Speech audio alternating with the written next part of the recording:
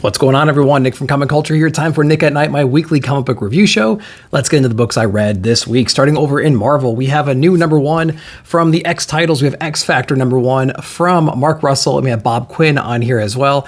I was really looking forward to this one because I love everything Mark Russell does. Follow the writers, not the characters, and more often than not, you won't be disappointed. That's what I'm doing right here, checking this one out. If you like Mark Russell's satire that he adds to comics, I think you're really going to love this one. Some of the themes are very familiar in here. We have a lot of mutants right now that have been displaced from like the Krakoa era right now.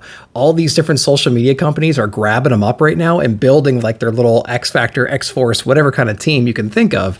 And they're trying to get like the best names possible. And sometimes they have to just make do, you know what I mean? So this is all about understanding what that is. We get to see our X Factor team right here. And it is hilarious watching them go on their first missions. And it's basically all for likes and views from the company that they work for. And so it's a big satire on social media and how it builds up and gets out of control, if you know what I mean. The problem here, like the stakes are really high. These are really dangerous missions and there's casualties here and there. But from the media's perspective, everything, they just want to see some action. And the people who are running the show here, putting these teams together, they're just like ripping and replacing people on the fly. And it is pretty amusing. We got some interesting characters taking spotlight at the end of this issue. I think some first appearances like this granny mutant right here, who's going to be really funny to see going on missions and whatnot. So if you want X-Men, but you want that Mark Russell satire thrown on top, this is the perfect book for you. Make sure to check it out. Ultimates issue #3 is out as well. Not a bad issue.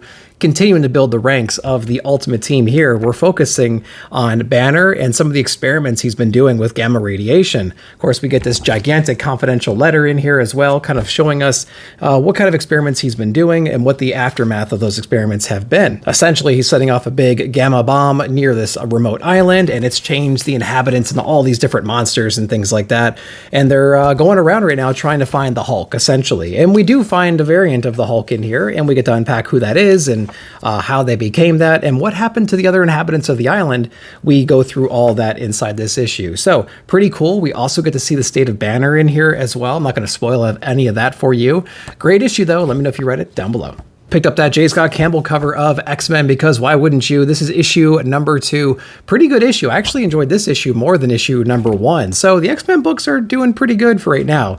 So this one's really cool because our X team is on the run right now. They sense some kind of disturbance in this city. So they're going to go check it out, right? They're going to run right in there. They presumably run into this big alien invasion. They try to fight their way through. But, you know, is everything what it seems? Who knows? This is a psychic user. We get to see what's going on inside of there. We come across a brand new mutant and we understand like he's scared. They don't know what's going on. And maybe the mutant power isn't manifesting in a traditional manner. And so we get to figure out what all that means going forward. But some pretty cool action in here, showcasing a combination of powers. We get some new dilemmas, new things to think about in the future. Maybe the mutation gene coming up during puberty is not really how things are going to work in the near future.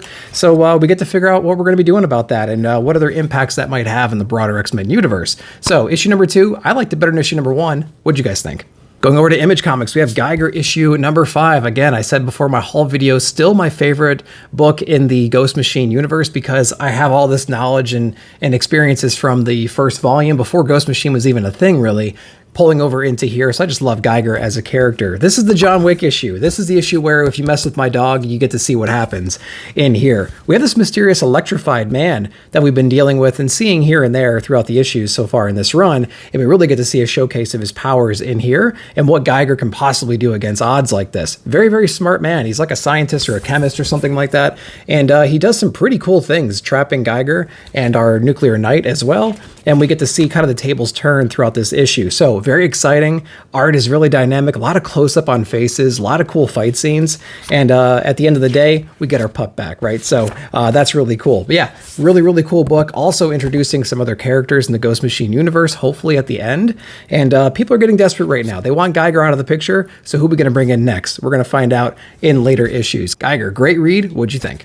Next up is Transformers issue #11. Daniel Warren Johnson, Corona, and Spicer on this one. We saw the Decepticons' plan unfold right now. They're bringing a lot of resources back to them. We get to see our Autobots kind of on the run, on the mend right now, trying to figure out a way to like combat this gigantic force they're putting together. This right here is one of those sneak plans that the Autobots have been putting together, and we get to see what happens when they try to execute that. There's some post-traumatic stuff that we deal with inside this issue too, so adding that human layer to it as well.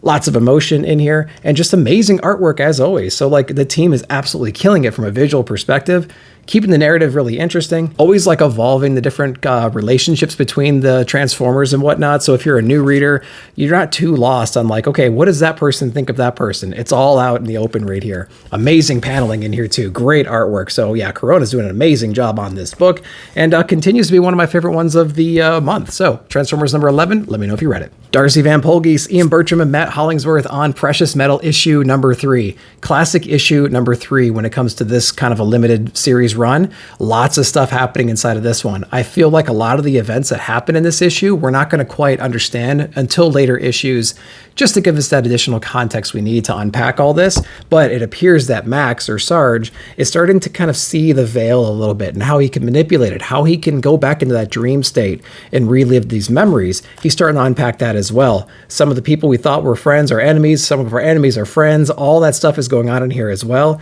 Just amazing, amazing artwork by this team. Ian and Matt are doing a crazy job on this, like things you do not see in other comics. You have to check it out, at least for the art, and you're gonna be blown away by the story as well.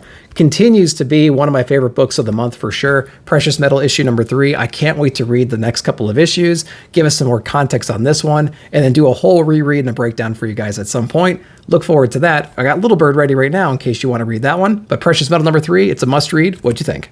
We have Duggan and Brown O'Halloran on Falling in Love on the Path to Hell issue number 3. So get this one on the top shelf, guys. Don't leave it on the bottom. It is not kid friendly, but it is a spectacular read. This book right here is great because it takes two people from two different cultures, two different timelines, puts them together in a situation where essentially it's fight or die, and a relationship blossoms from there in a pretty natural way, I think. Like none of this book feels sloppy to me. None of it feels like far-fetched besides the premise itself. And it's just really cool. Again, it's one of those books where your enemies are friends and your friends are enemies, and you're just trying to figure it all out. But what a great premise this is, to have this unending wave of the dead that shows up every night, and everybody from every culture, all these different warriors have to team up and take care of business. But there's a lot of bad seeds amongst this crowd, and we're trying to figure out who's friend and who's not throughout this whole thing. Really violent and gory, and some real sensitive moments inside this book, which just adds to the drama of the whole story. Falling in Love on the Path to Hell, issue number 3, one of my favorite books this month. Let me know if you read it.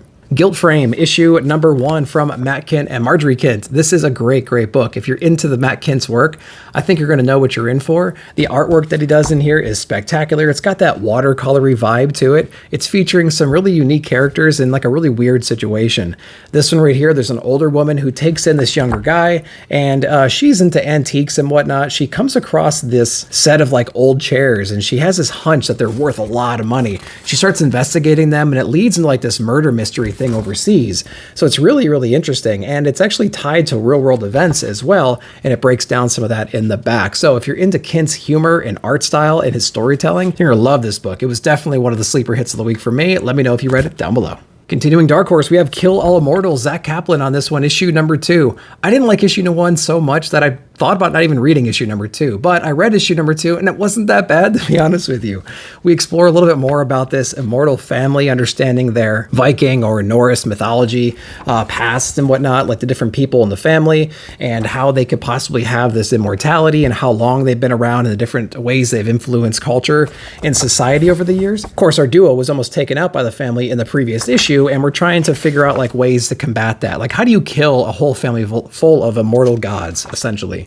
And there's some plans, but this whole issue right here is basically the family still fighting, lots of action, lots of gore in here, and just trying to figure out what to do next. So pretty cool book. This one was way better than issue number 1. They almost should have started with this or make it a double-sized issue, so people are excited coming out of that first inaugural issue.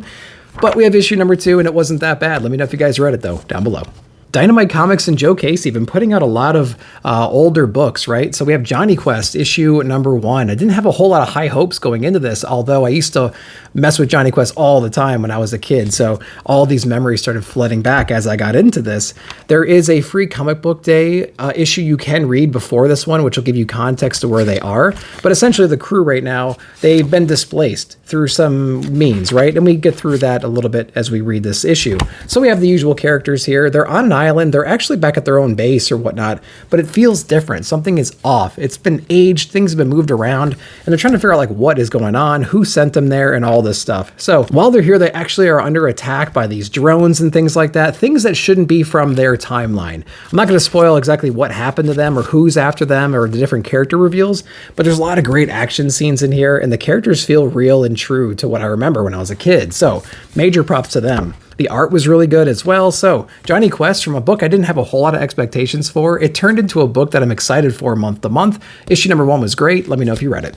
Next up is friend of the show, Joe Corallo with Kardak, The Mystic, issue number 1. Archie Comics on this one. This is like the first Archie comic I bought in a long time, just because Joe was writing it, so I wanted to check this one out. Great story, though. We have this magician who's a little bit down on his luck. He's not pulling the crowd that he wants to pull. He's been engaged to this woman for a long time. She's ready to move on with her life. She's basically saying, you know, we tried this. We need to get more stable jobs. We need a little bit more security. We got to figure out something else. But he's determined to be successful in this area, and even going as far as getting this ancient relic and using it to his advantage. But it turns into like a monkey paw kind of a situation where the more you use this ability, the worse things are for you. And we get to see exactly what that curse ends up turning into and how we deal with it, or do we, at the end of this story here. Great visuals as well. Lots of bright, vibrant colors. It was drawn really well. The characterizations were spot on. I liked all that kind of stuff. So Archie Comics Kardak, The Mystic, issue number 1. I really dug this one. It was really charming. Let me know if you read it.